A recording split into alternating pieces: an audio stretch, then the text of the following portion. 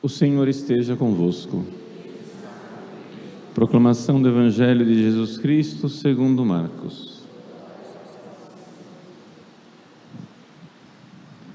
Naquele tempo, Jesus entrou de novo na sinagoga. Havia ali um homem com a mão seca.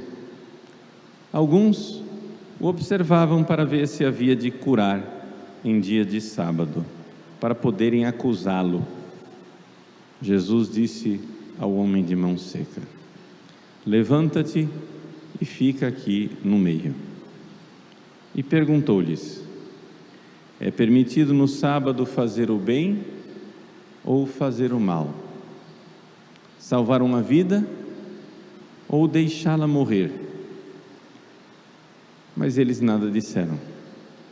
Jesus então olhou ao seu redor, cheio de ira e tristeza, porque eram duros de coração, e disse ao homem: estende a mão.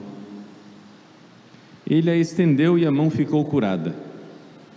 Ao saírem, os fariseus e os partidários de Herodes imediatamente tramaram contra Jesus a maneira como haviam de matá-lo. Palavra da salvação.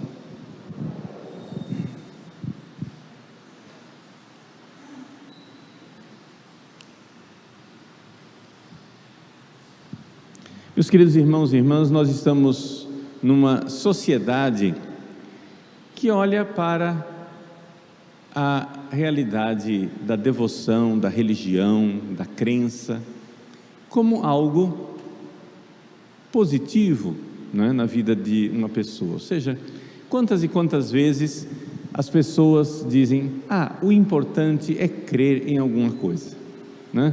Ou seja, o importante é que haja alguma fé, algum tipo de fé. A nossa sociedade, embora tenha uma elite de pensadores ateus, materialistas e religiosos, contrários à religião organizada, a nossa sociedade, de uma forma geral, o caldo cultural no qual nós vivemos, olha para a religiosidade como algo boa, positiva. Não, essa pessoa tem uma religião, ela crê em alguma coisa. E muitas vezes esse jargão a gente fica repetindo: o importante é crer em alguma coisa, crer em alguma coisa. Só que isto é uma mentalidade completamente equivocada. O importante não é crer em alguma coisa, o importante é crer na verdade, aquilo que é verdadeiro, bom, justo, honesto. Não adianta crer em alguma coisa. Por quê? Porque aqui é que vem o ponto principal que eu gostaria de chamar a nossa atenção, porque existe, aspas, religião, uma forma de viver a religião que torna as pessoas más. Não existe somente o ateísmo e o materialismo que faz as pessoas serem más. Isso também acontece.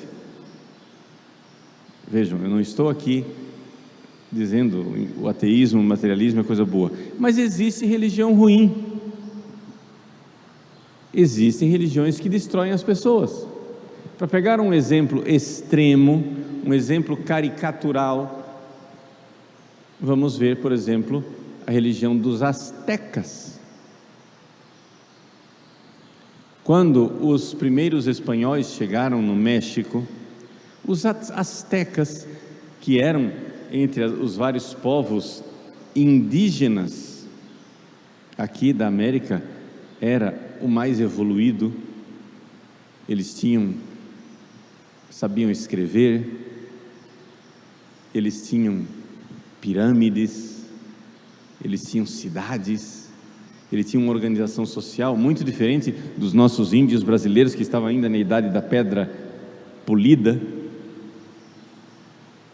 Eles já dominavam os metais, já construíam pirâmides, já tinham uma religião organizada. Mas nessa religião organizada dos astecas, eles invadiam os povos vizinhos, dominavam e oprimiam os outros índios para oferecê-los em sacrifício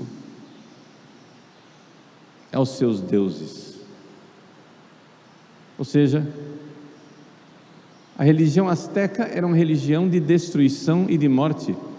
Eles ofereciam sacrifícios humanos, todos os dias tinham que matar centenas e centenas de pessoas mortas em sacrifícios humanos para agradar os deuses. Agora você olha para uma religião dessa e diz: o importante é acreditar em alguma coisa. Não. Uma religião dessa, ela é anti-humana, ela é antidivina, ela é, poderíamos dizer, a própria religião satânica.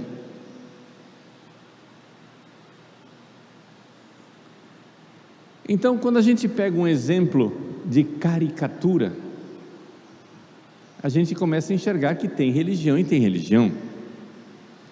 Tem a religião católica, daqueles que se oferecem como mártires pelo bem das outras pessoas, pela salvação das pessoas, por amor a Deus, etc, etc. Pessoas totalmente esquecidas de si, que se oferecem em sacrifício, dando a vida pelos pobres, dando a vida para evangelizar os pagãos, dando a vida para testemunhar e amar a Deus. Vejam, a gente pega a vida dos santos e vê a grandeza do amor com que eles amaram, e a gente vê religiões que são absurdas, como essa religião asteca.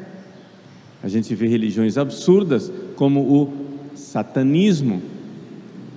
A gente vê religiões que promovem a desumanidade, o abuso. Então, esses dois extremos são fáceis de enxergar.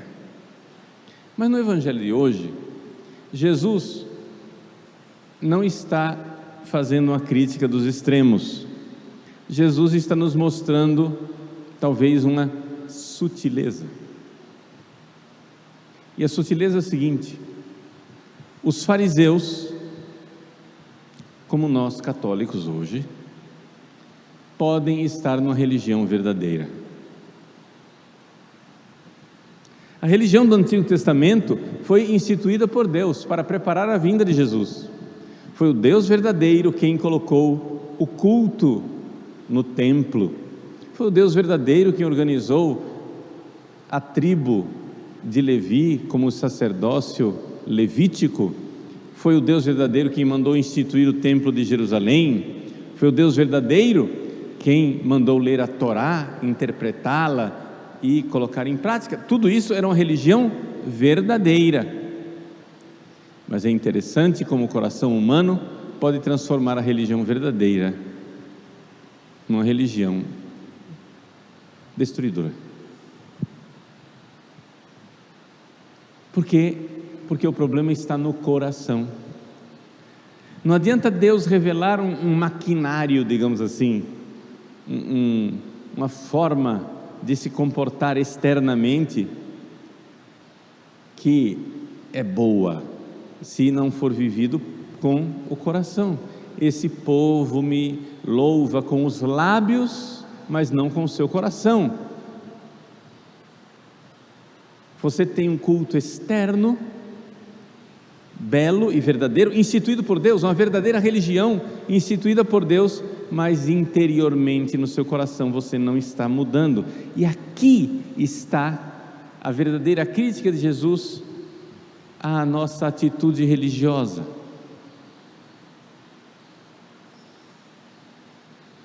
Deixa isso aqui, falei, vamos abrir um pequeno parênteses, só para fazer contrastes. O contraste disso é, por exemplo, aqui a atitude dos muçulmanos, dos islamitas. A religião muçulmana, ela não exige absolutamente a adesão da fé.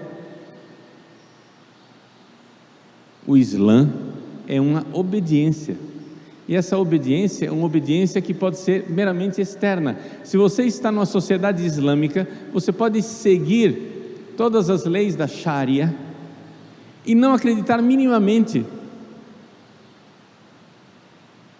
naquilo que Maomé diz, naquilo que está no Corão.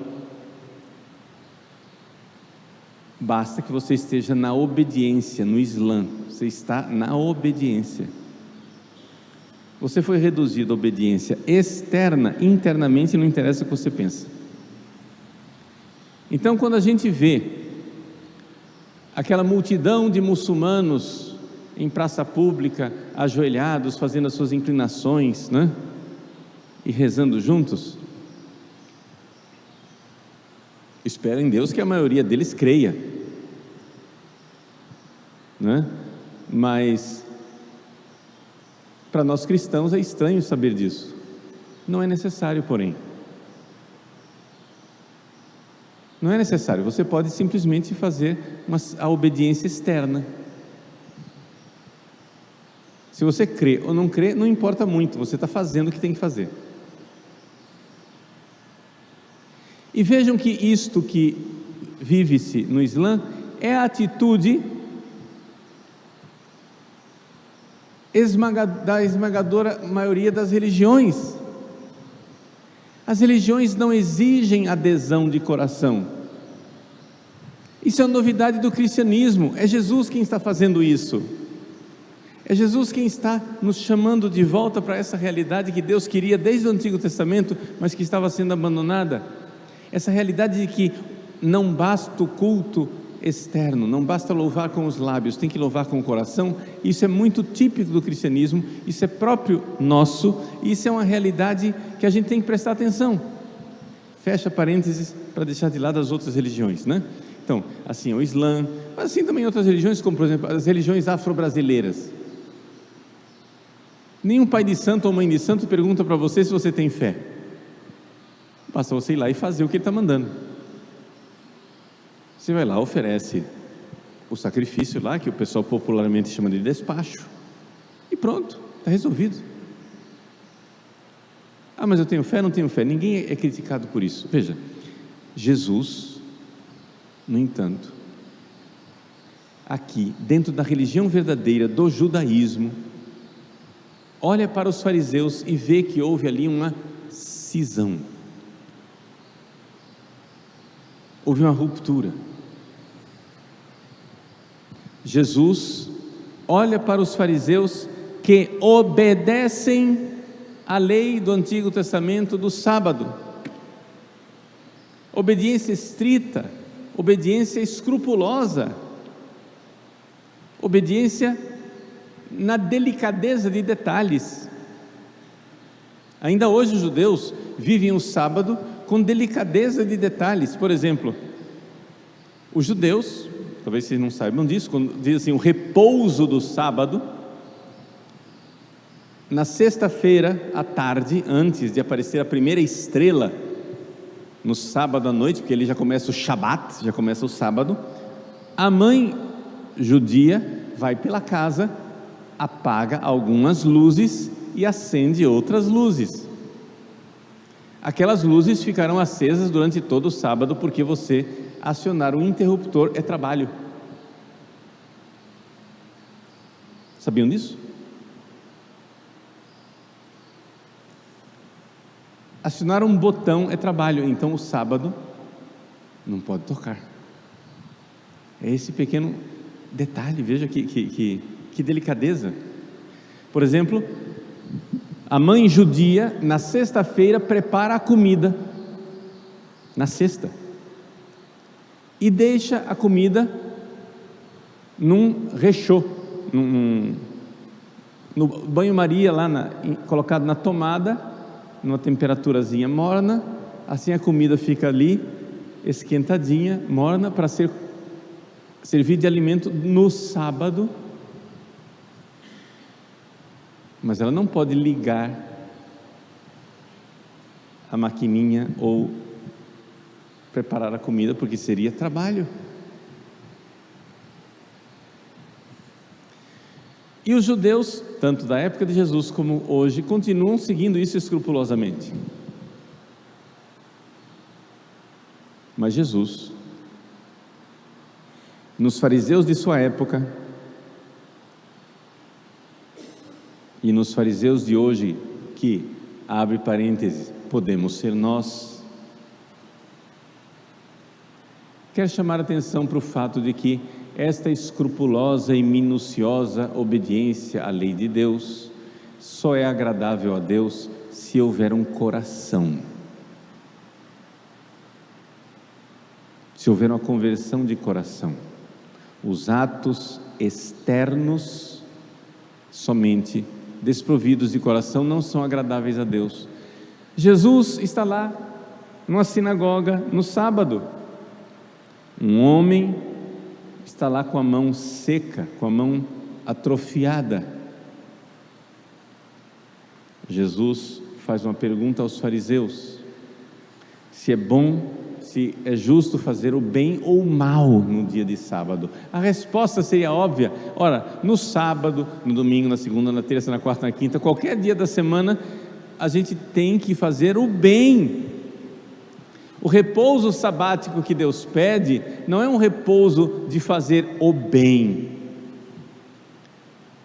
Um verdadeiro judeu, se a pessoa está lá baleada na frente dele, morrendo e sangrando, mesmo que seja trabalho, colocar a pessoa dentro do seu carro e levar no pronto-socorro, deve socorrer essa pessoa. Vocês estão entendendo?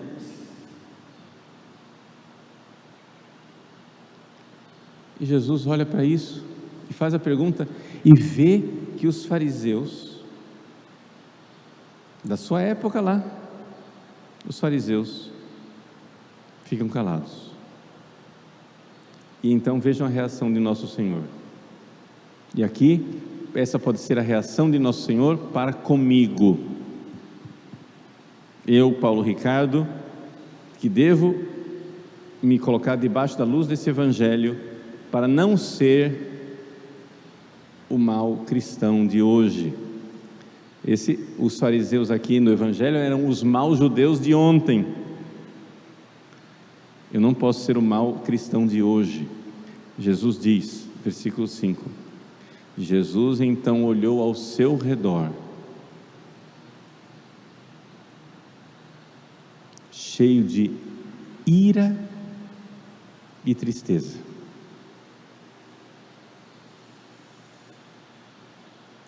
Por que ira e tristeza? Porque eram duros de coração. Esclerocardia, coração duro. Coração duro quer dizer o quê? Você tem uma religião muito bonita, mas não entra no coração, tem dureza lá, o coração está intacto, não está querendo mudar.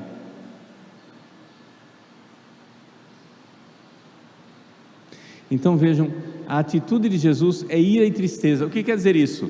As mães vão entender. Quando o seu filho apronta uma coisa errada, mãe, você que ama o seu filho fica triste, porque ele está se prejudicando, e você que é uma mãe amorosa fica com raiva daquilo que ele fez. Esses dois sentimentos não se contradizem. Pelo contrário, eles têm que vir juntos. Se você ama uma pessoa que está fazendo o mal, você deve ao mesmo tempo lamentar que essa pessoa está se destruindo e odiar o que ela está fazendo.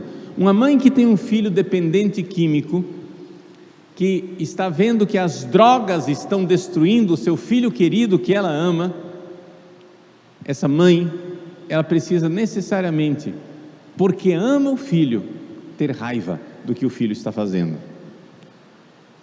Eu só posso amar o meu filho querido, que está sendo destruído pelas drogas, se eu tiver raiva das drogas e do que ele está fazendo com ele mesmo. Ira com o que você está fazendo e tristeza, porque eu amo você e estou vendo você se destruir. Vamos agora, diante desse quadro inteiro, aplicar isso à nossa vida. Nós, verdadeiros cristãos, precisamos compreender que existe uma religião verdadeira. E nós fazemos muito bem quando realizamos os atos dessa religião verdadeira. Quais são os atos da religião verdadeira?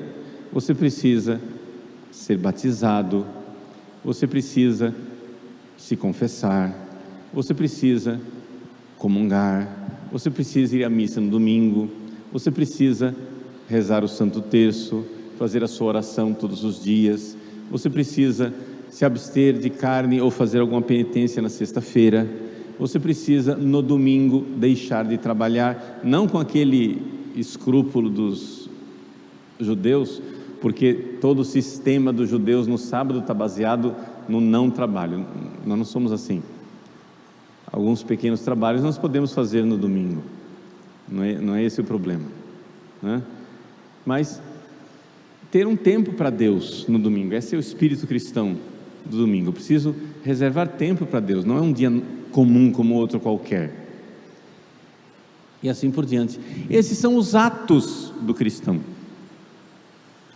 Mas se nós só realizamos esses atos e deixamos o nosso coração confortável, sem querer mudar de vida, sem querer amar, sem querer se converter, se nós só realizamos os atos externos da santa religião, da verdadeira religião, mas não realizamos a mudança interna de coração que Nosso Senhor espera de nós, você, meu irmão católico, minha irmã católica, Jesus olha para você com ira e tristeza, porque embora você esteja na santa e verdadeira religião, esse seu conforto burguês de não querer mudar de coração irá fazer com que você se perca, irá fazer com que você, por exemplo, como aqueles fariseus da sinagoga de 2000 anos atrás, fique em cima de um pedestal julgando os outros e condenando os outros. Vejam, essa atitude dos fariseus levou a que eles, no fim do Evangelho, começassem já a arquitetar um plano para matar Jesus. Ou seja, você começa a se submeter a Deus externamente, mas se você não se submeter a Deus interiormente, você termina se sentando no trono como Lúcifer e condenando Deus.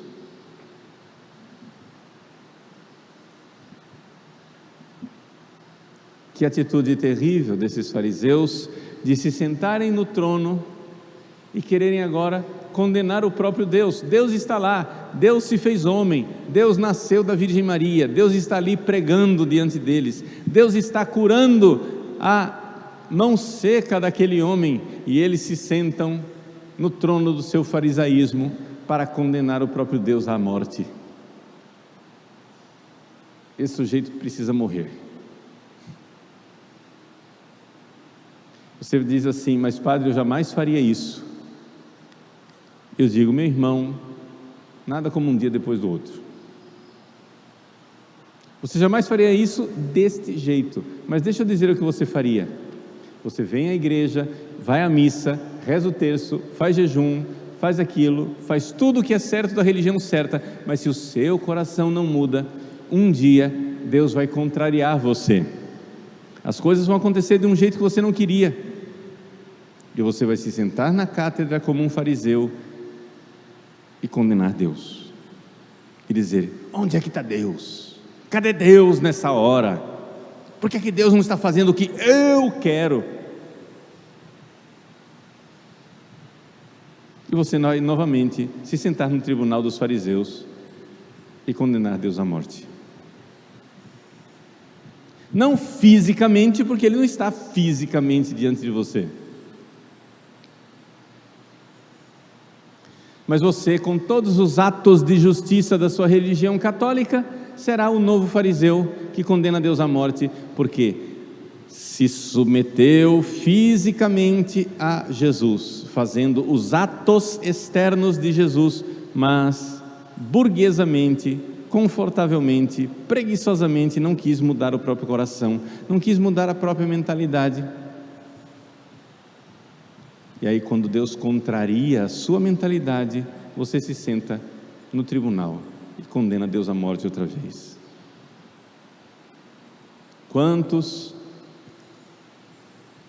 bons católicos, bons entre aspas, bons externamente, bom na avaliação geral das pessoas, terminam sendo pessoas revoltadas contra Deus, descrentes, sem fé.